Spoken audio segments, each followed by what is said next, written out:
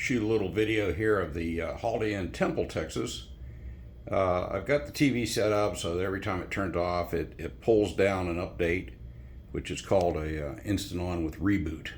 After all the TVs take the channel guide download and the programming download, then I'll change that to so it just turns on and it doesn't pull down a download every time. So bear with my shaky camera antics here. You can see how the guide comes up. It has time and temperature, date. Coming on to the weather channel, as I get a little closer, you'll see that you can actually see that white text pretty well on that overlay screen with that light background, showing all the blue bonnets in the background. If we just scroll down here, we can pick any particular channel, go to right to it, and as the channel comes up, you'll get a channel banner. It tells you what's on, and you can always go right back to the guide.